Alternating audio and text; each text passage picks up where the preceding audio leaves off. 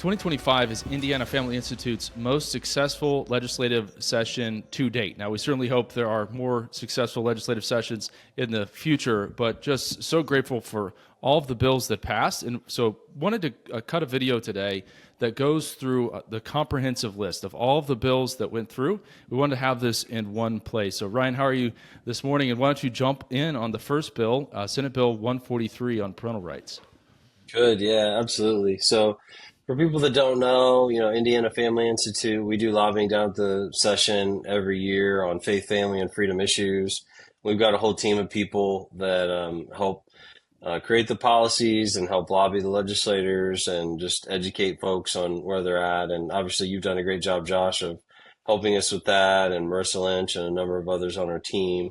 So it's certainly a team effort, and appreciate all the work that you've done. But it's been exciting to see what the Lord's done with our team this year down at the State House. The parental rights bill was our top priority. It's something that we've worked on the last 3 years, probably three plus at this point. And the basic gist behind it is to define parental rights within state code, to make sure that it's obvious within state code that parents have the ultimate right to raise their kids. How it talks about it is parental rights is a fundamental right, and parents have the ultimate right to for the upbringing, the education, the health care, the religious instruction of their children.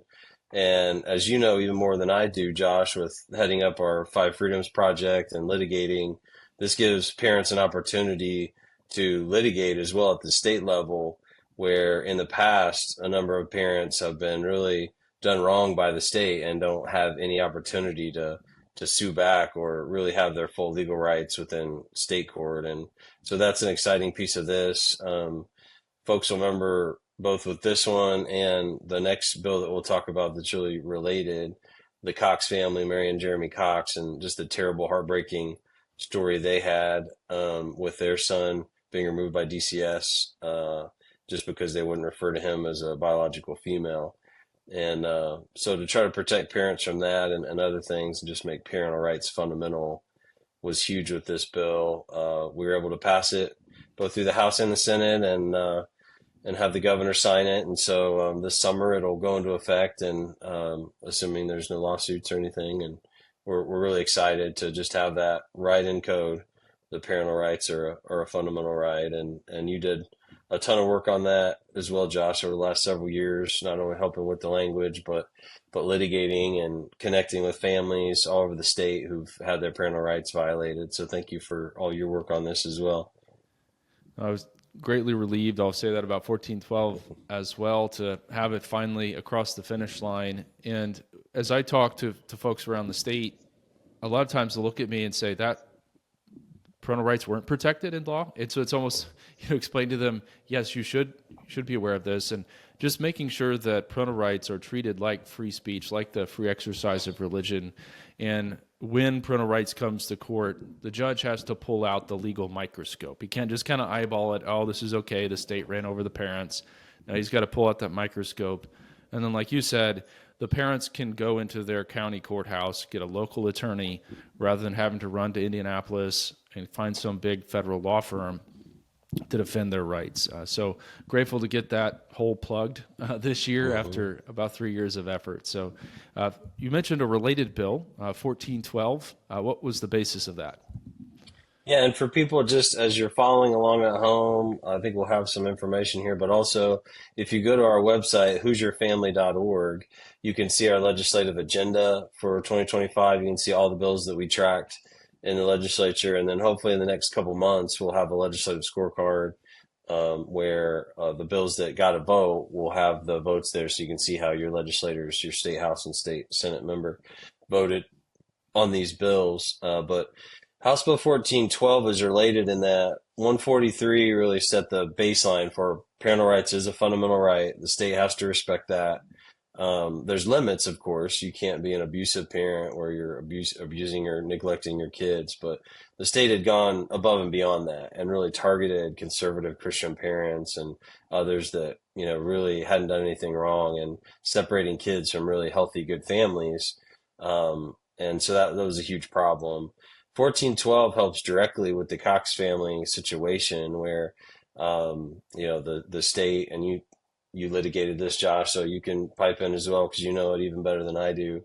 But the state removed the son from the child's household and really treated just the parents referring to the child as a biological male as abuse in and of itself. And so we wanted to make it very clear within code that a parent referring to their biological child by their biological sex is not abuse. Just because a child has some mental illness issues and is a male but wants to be referred to as a female, it is not abusive for parents to refer to them as their biological sex of male in that case. So just put it right into code within the 1412 was a bigger bill that dealt with a lot of other things as well. So our piece was just a little piece of that, but we wanted to make it very clear that that is not abuse or neglect to refer to your child as their biological sex, and also that they're not a child in need of service. That's a really important piece of all this, particularly with DCS, Department of Child Services, and their ability to remove children from certain homes. That when a child is deemed as a child in need of service, there's a number of different ways that the state can do that.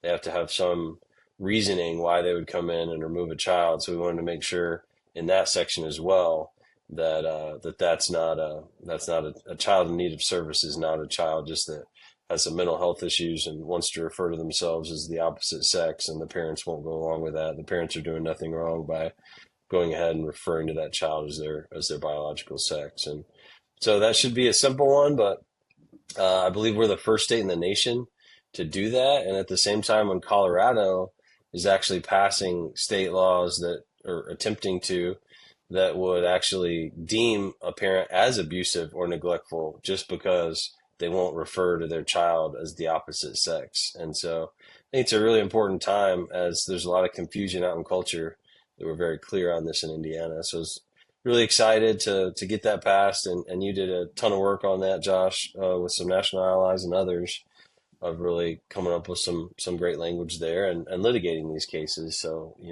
great job, and nice to see that get across the finish line as well. It was also a great personal relief, and this is an ongoing issue, but just for someone kind of tuning into this for the first time, like, surely not, but the legal strategy literally is to equate a parent referring to their child according to their biological sex. This is my son, this is my daughter, to equate that to neglect and abuse, to pull those kids out of that home. This is what happened in the Cox family's case. Blame some sort of comorbidity about it, but that's at its core. This is the exact argument DCS made about a biological male. She should be in a home where she is accepted for who she is. And we're seeing that develop other places. And best we can tell, as we've checked with national allies, as you mentioned, Ryan, Indiana is the tip of the spear on this one. We got out of the gate first, and we're hoping that other states will follow so parents have that peace of mind. This is one of those, the state directly interfering with the church, directly interfering with the home's disciple-making function, and at least Hoosier parents don't have to worry about that now. So we're grateful for that. On the next issue, again, there's just so many great things that happened this session. The next one is women's college sports. So House Bill 1041, what happened there? Yeah, so in 2022, Indiana was one of the first group of states that passed protections for women's sports. And one of the biggest enemies of women's sports across the nation has been the NCAA. They're housed right here in Indianapolis and Indiana, and they were a problem back during the RIFRA days and other things. They're quite liberal. People don't really recognize that. And they've sounded off on some social issues here in Indiana and try to put some pressure on some things over the years. I believe that if the NCAA would have come out early years ago and said, no, we're not going to allow males in women's sports, I don't think the issue would have gotten as big as it has. But unfortunately, the NCAA sided with the far left and has really encouraged and mandated men and women's college athletics. And so in 2022, we had a bill that would include K through 12 and women's college athletics, all of it. But the NCAA, unfortunately, at that time put some pressure and removed themselves from the bill. And so we knew that we really needed to, not only for Indiana, it's important for Indiana, but it's important for the nation, for Indiana to send a message to the NCAA that this is not acceptable. A number of states across the nation, we have nearly 40 family policy councils like the Indiana Family Institute in other states. And there are a number of them that have really had trouble passing protections for women's sports because of the NCAA threatening them of, oh, we're going to remove tournaments. We're going to not allow your schools to participate in certain sporting activities. Really try to put the pressure on some of these states. And so to pass a bill in Indiana to say only women can participate in women's college athletics really was a shot across the bow of the NCAA. They had obviously put a statement out shortly after the Trump administration come into office, backtracking on some of those things, but we still think their position is very weak. And if the winds of change in culture shift back the other way, I really have no doubt that they would just go back to their old position that they're very not only encouraging men and women's sports, but mandating it. And so we've heard nationally and in the state just some really alarming stories from women that are participating in sports programs and have being physically assaulted by men, harmed by men, being forced to disrobe in locker rooms and showers with men, and if they don't fully participate and treat men on their sports teams as if they are women, then they are viewed as discriminatory and bigoted and have their opportunities removed. And so heard so many stories nationally and even here in Indiana, testimony within the legislature of some college athletes that have been discriminated against females because of the males taking their opportunities from them. So that was great for a number of reasons. Number one, just to protect women's college athletics here in the state of Indiana. What the bill actually does is it just says, hey, any school, private or public, that's a college or university at that level here in Indiana, only women are allowed on the sports teams. We're going to make it very obvious. If you're a women's only sports team, then only women are going to participate. And there's even, opportunities for people to sue if the universities go back on that, and some accountability there to make sure that they abide by it. But it not only protects women in Indiana that are going to the colleges and universities and participating in sports, but it sends a message across the nation that groups like the NCAA and others who are pushing this far left agenda that harms women is not acceptable, and we're not going to accept it in Indiana. If we can do it here in Indiana, where the NCAA is housed, then any state should be able to do it. Just reflecting on this, and especially thinking of the story of Riley Gaines. Listeners are probably familiar with the swimmer from University of Kentucky and how she stood alone basically on this issue. And then after just a few short years of advocacy, when President Trump signed the executive order on this issue, reaches back and shakes her hand. It was what an incredible story. Yeah. But I think it does tie back into what inspires us as an organization as we're discipling folks to live out biblical principles in public life. I mean, this is a Genesis 1, 26, 27 issue. We're created as male and female, and we should celebrate, recognize those things. And especially in the very headquarters of the NCAA, I thought it was so important to be able to send this message. So it's really great to see that finally get through as well. The next one we're going to talk about is Senate Bill 255. This has to do with education matters. And one of the big wins from last legislative session had to do with release time religious instruction. I think maybe the church's greatest missed opportunity in maybe 70 years of kids being able to be released from school, public school, go to a Bible club off campus. And this bill fixed some issues with that and made it more available. So I'll dig into that bill. Yeah, absolutely. And you got me thinking about the Riley Gaines and the time at the White House. Michelle Davis, State Representative Michelle Davis, was out there as well. I just want to give a shout out to some of the legislators that have made these bills possible. what IFI does is try to come up with some language that can withstand judicial scrutiny, has been successful around the nation, come up with people to testify. We do a lot of things, but we need good partners in the legislature to lead these efforts. And Michelle Davis and Joanna King and some others in the legislature have done a great job on the women's sports issue. Michelle Davis was out in D.C. at the signing of the executive order, and she's been a real leader. She was the author of the women's sports bill again this year. And then on our parental rights issues as well, we've got some really great allies. Dale Devon for years helped out. This year, last 2 years, Liz Brown, State Senator Liz Brown up in the Fort Wayne area, was the author of the parental rights bill and just did a phenomenal job. Chris Jeter, who's the Judiciary Committee chairman in the House, was very helpful, as well as Shane Lindauer, who was the sponsor, the House sponsor for our parental rights bill, and others, many others. But just wanted to give the legislators, good legislators that don't, they get yelled at or they get ignored by the media if they're conservative, but they don't always get a lot of attaboys, and those are some really great bills. Senate Bill 255 that you were just mentioning on some education issues is another really good one. Spencer Deary in the Senate, State Senator Spencer Deary authored that one. Jeff Rotz in the Senate was helpful. Representative Kendall Culp in the House has been really helpful on this issue. We had, was it a year ago or 2 years ago, that we had the first religious release time instruction bill? Was that just last year?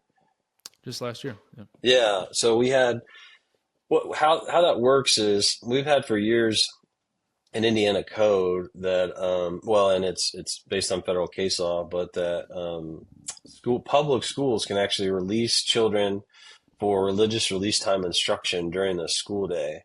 And so historically what we've had in code is up to 120 minutes a week the school can release. So it would be like, a parent just coming and picking up a kid and taking them to a local church for maybe an hour or so of religious instruction a week.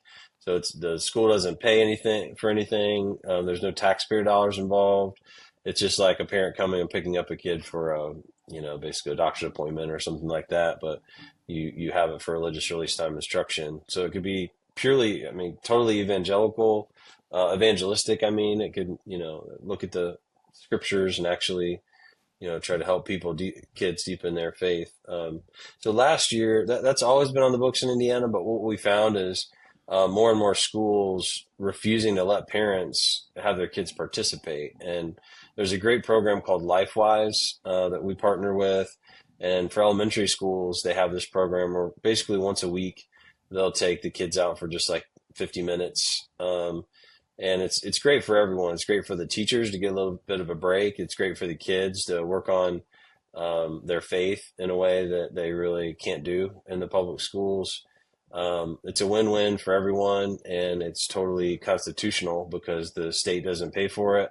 There's no state dollars involved, and parents have to it's an opt-in program. The parents have to opt their kids in. It's not something that they can do without that. And so we changed the law last year because it was a may provision in the law. So in other words, the schools didn't have to do it.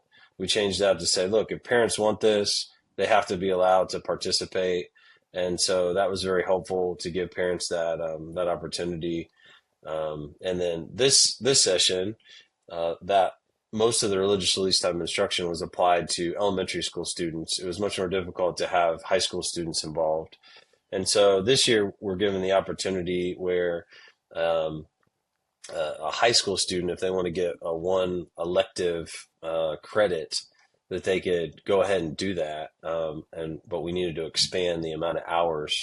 In order to get an elective, you'd need at least an hour a day, 5 days a week, in school to be able to qualify for that credit hour. And so that was what this bill did, was make it possible for high school students to leave the school 1 hour a day and get religious release time instruction. They actually study the Bible, and LifeWise can help with that program, and other groups can as well. But we just feel like that's a great win-win. There's lots of things we can do with the religious liberty, and we think about, people talk about taking prayer out of schools and other things. There's a lot we can do, And this is one of them where you can actually, as a parent, allow your child, even when they go to a public school, a little time out of the school to actually study the scriptures and deepen their faith and their relationship with God. So it's pretty exciting stuff. This is this particular bill has been a great tool, especially on our Church Ambassador Network, our church engagement side, to be able to show how policy can directly impact the church and can directly impact things like evangelism. And just ask folks, think about how many elementary schools have a church sitting next to them or close to them.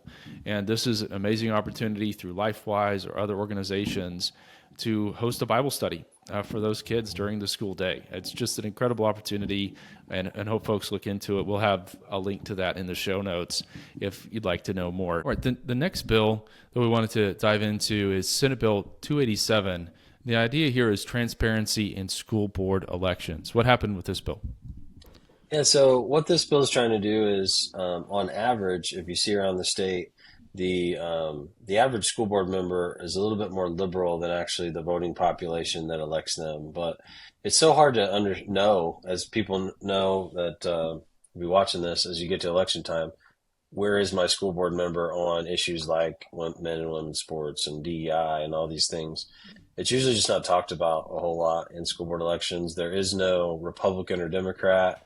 So you don't even know party affiliation. It's very difficult to get information. So that was the purpose of this bill, was to get some information to voters about, okay, what party is this person connect with? What are their views on the issues that they'll be taking on? And so it was changed through the process. Originally, the bill would have had a full primary, just like every other elected official, where you have to go through a primary and figure out who the Republican member is and Democrat and Libertarian, and then have that one Republican go against that one Democrat and Libertarian if there is a Libertarian candidate. It got changed along the process, and how the final bill actually came out is that it's just the general election, and you just have an option. So people running for school board, they could put Republican, Democrat, Libertarian, Independent, or they could put nothing as far as party affiliation, but at least gives school board candidates the opportunity to put that. So as people, if they have no idea who the people running for school board are, they can at least see their party affiliation if they choose to put that in there. I know when election season rolls around, I'm sure, Ryan, you get a number of these calls. Who is this person? What do they believe? What are they going to vote for? And when it comes to state reps and congressmen, congresswomen, certainly president, we have a lot of more questionnaires and voter guides. And I think, certainly our supporters want to be informed voters. And that's what I think we're driving at with this. How can we make an informed vote when it comes to our school board candidates? And I know that was a very contentious bill, but ended up passing as well. Senate Bill 373, age-appropriate consent, had to do with the State Department of Education reviewing materials. What was the focus of that bill? Yeah, that was pretty easy. It was age-appropriate content. No consent there, I don't think, but just age-appropriate content. So it was just a very small. That's a T, not an S. Sorry. That's right. That's right. So just a very small piece of a bigger education bill. But it just talked about when public schools are going to be looking at content for kids, it needs to be age-appropriate. And so we've just seen more and more in middle school and high schools, particularly, just very inappropriate materials that are like, graphic rape depictions and just really some nasty stuff that really, even as an adult, I'd be like, I don't really want to be reading that. But we're going to subject middle school and high school kids. So there was just a very simple one line in a bill that just Senator Rotz was involved in that and really does a good job with this of just trying to continue to put in code like, hey, let's make sure the materials we're getting to kids in public schools are age appropriate. Then along the same lines, Senate Bill 442, instruction concerning human sexuality. How is that going to assist parents to make sure they're defending the innocence of their kids? Right. So what's happening in the state of Indiana, we are a home rule state, and that means we give a lot of statutory authority to school boards at the local level, which I think is a really good thing. It's like the founding fathers talked about the government closest to you is the most important and should have a lot of power because you're interacting with them more regularly. And so, but unfortunately, a lot of school boards and school board members don't realize the power that they have, and they just don't take advantage of that a lot of times. And so, for example, a lot of times there's things being taught on sexual orientation, gender identity stuff, just other sexuality sort of things within the public schools. And the school boards a lot of times don't even know about it. They're not reviewing the details of a lot of what's taught. So basically, what this bill says is anything dealing with human sexuality, if it's going to be very controversial on sex, that's going to be taught in the schools. The school board needs to see that and approve that before that's taught. And also parents need to have an opportunity to review that information before it's being taught. Some school districts do this already, but all school districts should do this. Some of this would apply to like sex ed things, but it could apply also to any school that's teaching about sexual orientation or gender identity or anything revolving around sex. They really shouldn't be teaching about those things at all, in my opinion. But if they're teaching about anything revolving around sex, they need to give the parents the information first, and the school board needs to have a public vote on that, so the public can know what's being taught and have some accountability for school boards in that process. No, I think that gives power back to the parents because then they know what's going to be taught. They can decide whether they want to have their child in that class or not, and that just seems common sense. And so so many of these bills just have to do with, hey, let's make sure we know what's being taught. Let's make it age appropriate and give parents the power to control what their kids are hearing and seeing. So exactly. A lot of common sense stuff here, but folks, it takes a lot of work to get the law to conform to common sense. Yes, but we're grateful for these things passing. Senate Bill 326, Prohibition on Public Funding for Obscene Performances. Yeah, so we started out with a bill. We've taken a look at this issue the last couple of years where we've seen more and more in June, which is coming up, and we're going to have the deluge of Rainbow Pride things coming at us. You'll see it on in your Facebook accounts and all sorts of things, and just want to avoid it but can't. And what happens is you have all these pride parades around Indiana and local areas, and what they've done is they've gotten more aggressive in the pride parades, where they're actually creating drag shows for children, and they go so far as to advertise these drag shows that the parents are not allowed. So basically, you bring your kids to a pride parade and you drop them off, elementary school age kids, to a man dressed as a woman who's going to do drag striptease for them. And the parents aren't even allowed to view it. I mean, it's just, if it wasn't reality, it would just seem crazy. But it's really happening all over the state. And so originally we had a bill to address that specifically. It was a more robust bill that talked about some of the activities that happen there, and that should not occur. You shouldn't have minors touching adults, doing strip teases. There's reasons we have pretty significant regulations on strip clubs, and we're starting to see these kind of activities happening in public parks and places where people that don't even want to participate can come across it. A grandma and grandpa taking their kids to the local park, and they don't realize it's the Pride Parade that Saturday, and they go in the park and they see, drag queens doing strip teases for kids. It's just crazy, crazy stuff.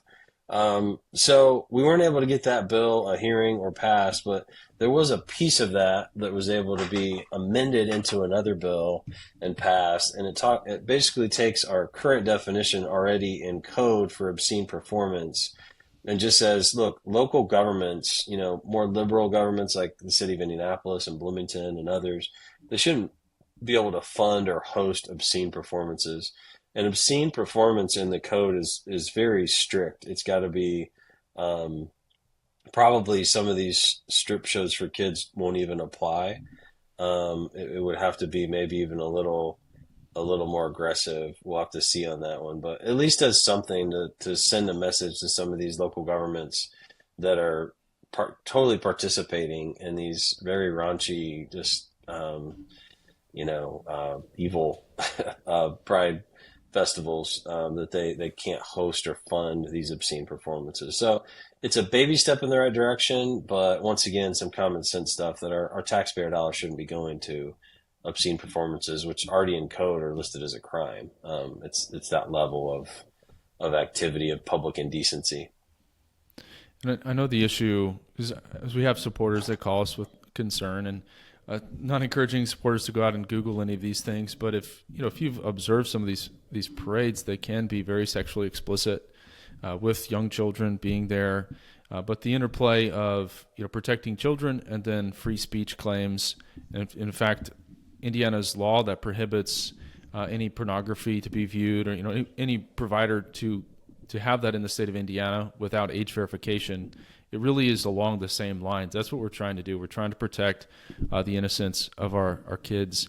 And because of those free speech claims, it's often a fairly difficult line to navigate, but at least we're able to say, hey, if you're a municipality, you're not hosting, you're not funding these obscene performances that are defined in code. So like you said, that's an ongoing effort, but we're at least able to get that through. The next one, House Bill 1348, Fairness for Homeschool Graduates.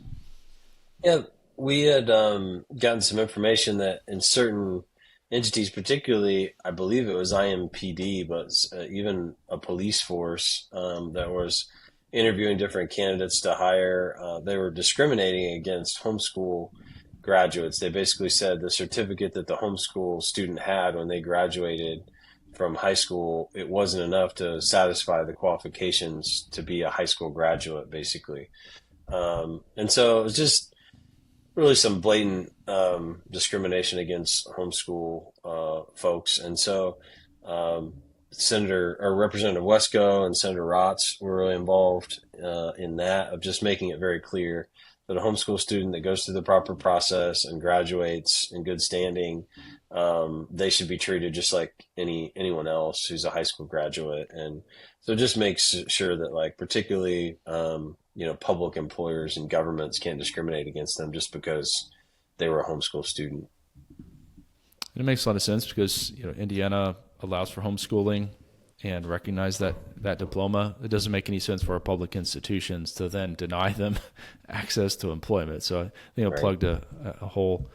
And Representative Wesco being very involved in the homeschool movement. If memory serves, maybe he was homeschooled himself. He was, yeah. So, he's a product of homeschooling, yeah. So the next one is Senate Bill 235 and 289. This would be limitations on diversity, equity, and inclusion. So what happened with this particular bill?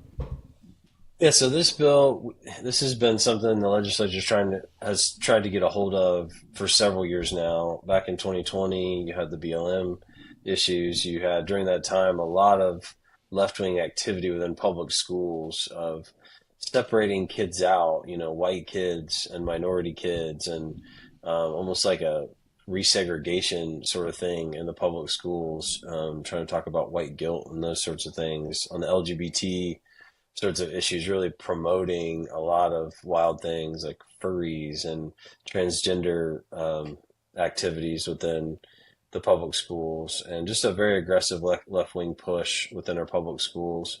And so this helps to rein some of that in. So our state code, where it defines as protected classes of sex and race and religion and some of those things, it's basically saying that there's no public funding should be allowed for training.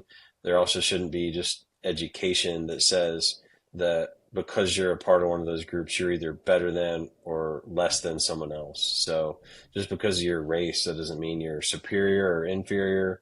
Because of your sex, because of your religious beliefs, any of those kind of things that we shouldn't be teaching in school just because of some of those characteristics, that certain kids are better than others or worse than others. And unfortunately, that was really the heart of that DEI movement that started, was white kids are inherently inferior. Very racist philosophy. It was wild. They were saying that RFK or JFK was part of the problem because he wasn't anti-racist. He didn't go far enough. Martin Luther King Jr. is a problem in what he taught, because we shouldn't judge by the content of the character. We should judge by the color of the skin. And being anti-free speech and anti-JFK and anti-Martin Luther King Jr. That's not really where I want to be. And that's where they were. And so that's what this bill does, is just kind of some common sense stuff of like, let's not be dividing kids in schools and saying just because of a certain race that you're inferior or superior, or religion or some of these other things. So once again, common sense stuff, but the left has just lost their mind on some of these things and really backtracked into some really unhelpful areas. And so just trying to make it clear that funding should not be used to train for some of these activities, and it shouldn't be taught and encouraged within schools to separate kids based on race or religion or sex or some of these things. No, I know there was some criticism, basically, oh, this bill intends to deny the United States past concerning slavery and racism, and there's certainly some history of that even here in the state of Indiana. To me, it was more about, as we look to the future, how are we going to teach the next generation to treat everyone as a fellow image bearer, back to Genesis 1:26 and 27. And I've always so appreciated Dr. Charles Ware and his talk about we're of one blood, and let's have us and us conversations. And so to me, it was more about how do we look forward together. And if we're just constantly dividing ourselves into hierarchies of victimhood, and again, as you would say, telling a 6-year-old that they're part of the problem because they're white, that's not helping the future. And so I think that was what the bill was about. I know there was a long discussion, certainly on the Senate side about that, but that was certainly what I saw as kind of the main thrust. Let's look towards the future and live according to what Scripture says. We're all image bearers. The next one and last one actually is House Bill 1102, faith-based preschool programs. Yeah, so this is just kind of a random part of code where in code for many years, there was language that said that public schools couldn't enter into a contract with a religiously affiliated nonprofit preschool.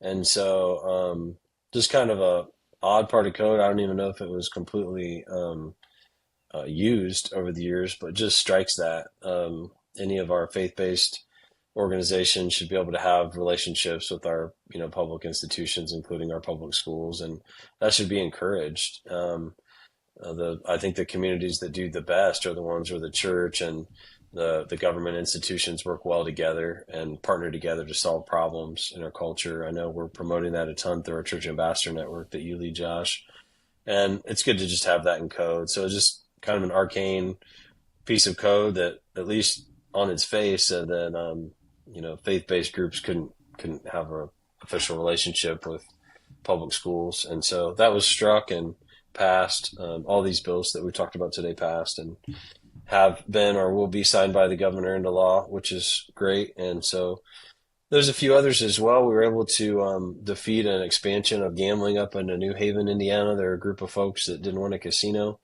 up there, and able to kill that bill and not increase gambling in the state of Indiana, and a number of other things that were smaller things, but just an overall wonderful legislative session and a lot of good pro-family policies that we're able to pass into law, and hopefully even more to come next session. And on that kind of church-state partnership piece, we were certainly grateful for, in the budget, for Indiana to finally go to a universal school choice. And listeners are probably familiar with the voucher program. It's been around for some time, where a parent can say, hey, I want my child to go to get a religious education. That has always been limited according to income. And the thought here is, why are we tying it to how much money you make? It should be, anyone should be able to send their kid, if you're a taxpayer of Indiana, to the school of your choice. And so it's great to see that finally get across. I know a number of private schools would have to employ staff to just process all of the financials. And so there was a pretty heavy administrative burden that will now be lifted. So I know that was also a big win for those in the private school area, and I think for parents as well. So Ryan, I also saw it as just an incredible session. Certainly grateful for God's favor as we saw doors open that we've been trying to push through for a number of years to finally see those green lights. Any final thoughts as we close? Yeah, I'd agree. Expanding school choice is obviously always really helpful as well, and that was great. And Yeah, just very appreciative to a lot of really good Christian, pro faith, family, and freedom legislators who worked hard this session. Gary Burns, another one I didn't really mention, Senator Byrne, on some of the transparency in schools and the transparency on human sexuality taught in schools. Did a great job, and a lot of good legislators that did some really good work this session. Thank you for all your work, and all of our staff. We've got great folks that are down there looking out for you, Hoosiers, all of you that are listening to this video. We're down there every day of session looking out for you and on pro-family issues. And so it's great to get a number of bills passed through, and hopefully we'll continue to, not hopefully, we will continue to push these issues in the future, but hopefully next session we'll continue to get a lot of wins.